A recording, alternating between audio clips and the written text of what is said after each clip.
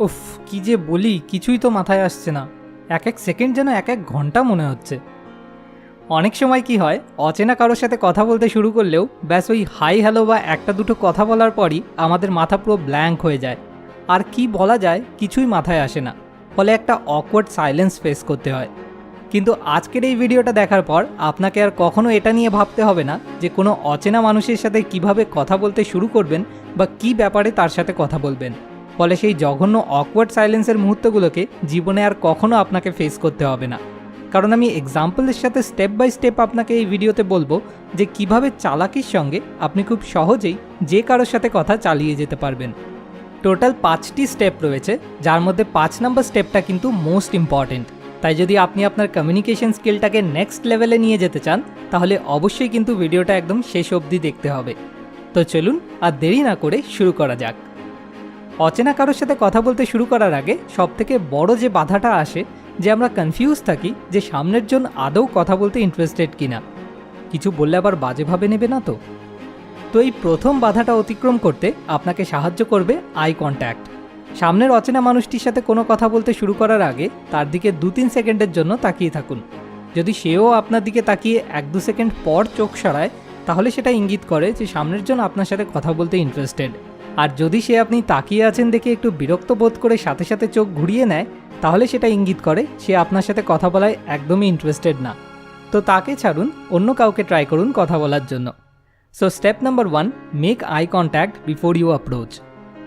এরপর লক্ষ্য করুন তার বডি ল্যাঙ্গুয়েজের দিকে।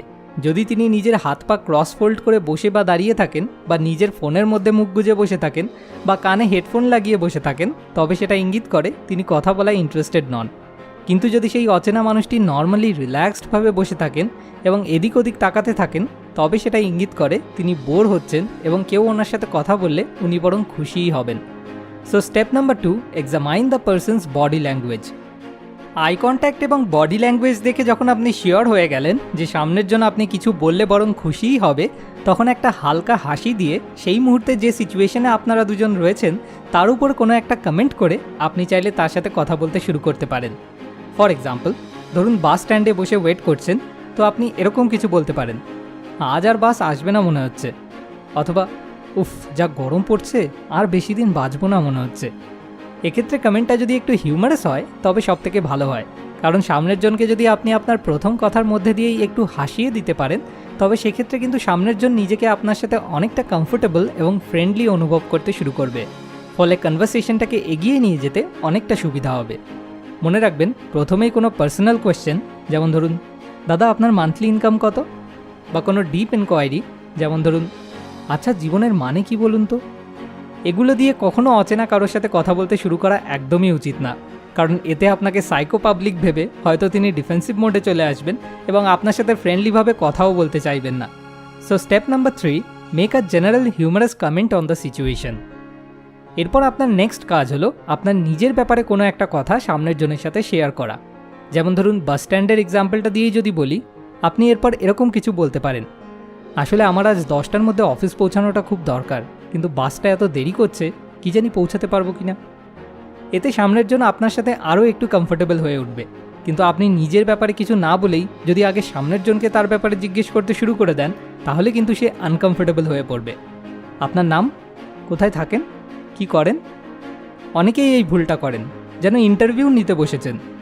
এতে সামনের জন বিরক্ত বোধ তো করেই, সাথে আরও ডিফেন্সিভ মোডে চলে আসে। So step number 4, share something about your self. সিচুয়েশনের ওপর কোনো একটা মজাদার কমেন্ট করার পর এবং নিজের ব্যাপারে কোনো একটা কথা শেয়ার করার পরেও সামনের জন যদি ও আচ্ছা ব্যাস এই ছাড়া আর কিছুই না বলেন তাহলে আপনাকে বুঝতে হবে যে আই কন্ট্যাক্ট আর বডি ল্যাঙ্গুয়েজ পড়তে আপনার কোথাও ভুল হয়েছে। সামনের জন আপনার সাথে কথা বলতে ইন্টারেস্টেড নন। তো যে ইন্টারেস্টেড না তাকে খুঁচিয়ে কোনো লাভ নেই। তখন বুদ্ধিমানের কাজ এটাই হবে হালকা করে চুপ হয়ে যাওয়া। কিন্তু যদি সামনের জন কথা বলতে শুরু করেন, যেমন ধরুন উনি হয়তো বললেন আপনার অফিস কোথায়, অথবা হ্যাঁ আজকে একটু বেশিই লেট করছে বাসটা, তাহলে সেক্ষেত্রে আপনাকে বুঝতে হবে যে আপনি সামনের জনের সাথে একটা র্যাপোর অর্থাৎ কানেকশন তৈরি করতে সফল হয়েছেন। ফলে এবার আপনি চাইলে কনভারসেশনটাকে এগিয়ে নিয়ে যাওয়ার কথা ভাবতে পারেন। যখন আপনি শিওর হয়ে গেলেন যে কানেকশনটা তৈরি হয়ে গেছে, এরপর আপনার কাজ হলো সামনের জনকে কিছু জেনারেল ওপেন এন্ডেড কোয়েশ্চেন করা। ওপেন এন্ডেড কোয়েশ্চেন বলতে এরকম কোনো কোয়েশ্চেনকে বোঝায় যেটার এক কথায় উত্তর দেওয়া সম্ভব না। এবার প্রশ্নটা হলো কী ব্যাপারে ওপেন এন্ডেড কোয়েশ্চেন করবেন।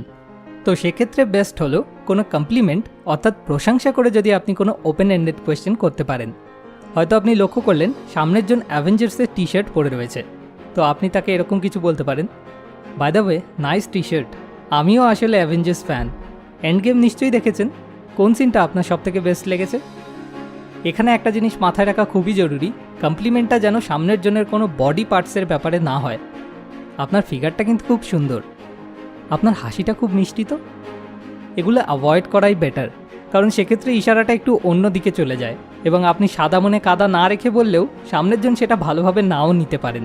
তো সবসময় চেষ্টা করবেন কমপ্লিমেন্টটা যেন কোনো জিনিসের ব্যাপারে হয়, যেমন টি শার্ট বা ঘড়ি বা ব্যাগ, এই জাতীয় কিছু। প্রশংসা পেতে আমরা সবাই ভালোবাসি, আর আপনার কাছ থেকে জেনুইনলি কমপ্লিমেন্ট পেলে সামনের জন্য আপনার সাথে কথা বলে আরও মজা পাবেন। এবার ধরুন আপনি কমপ্লিমেন্ট দেওয়ার মতো কিছুই খুঁজে পাচ্ছেন না, তাহলে আপনি কোনো একটা কিছুর ব্যাপারে অ্যাডভাইস চেয়েও কিন্তু একটা ওপেন এন্ডেড কোয়েশ্চেন করতে পারেন। আর কেউ অ্যাডভাইস চাইলে স্বাভাবিক সবারই বেশ ভালোই লাগে, নিজেকে বেশ একটু সুপিরিয়ার ফিল হয়। অ্যাডভাইস হিসেবে আপনি কোনো ঠিকানা জিজ্ঞেস করতে পারেন, আশেপাশে ভালো কোনো খাবারের দোকান আছে কিনা জিজ্ঞেস করতে পারেন, অথবা বেস্ট হয় যদি আপনি কমপ্লিমেন্ট প্লাস অ্যাডভাইস এই দুটো মিক্স করে দিতে পারেন। যেমন ধরুন, বাহ আপনার ঘড়িটা তো বেশ স্টাইলিশ, আমিও এরকম একটা কিনবো ভাবছিলাম, কোন কোম্পানির কিনলে ভালো হয় বলুন তো? আর যদি কমপ্লিমেন্ট বা অ্যাডভাইস এই দুটোর কোনোটাই আপনার মাথায় না আসে, তাহলে আপনার জন্য থার্ড অপশন রয়েছে নোশন, অর্থাৎ কোনো একটা বিষয়ে সামনের জনের বিশ্বাস বা মতামতের ব্যাপারে জিজ্ঞেস করা। এই অফিস টাইমটা একটু বাসের সংখ্যা বাড়ানো উচিত, আপনার কি মনে হয়? অথবা মোদিজির নতুন যোজনার ব্যাপারে শুনলেন, কি মনে হয় কার্যকরী হবে?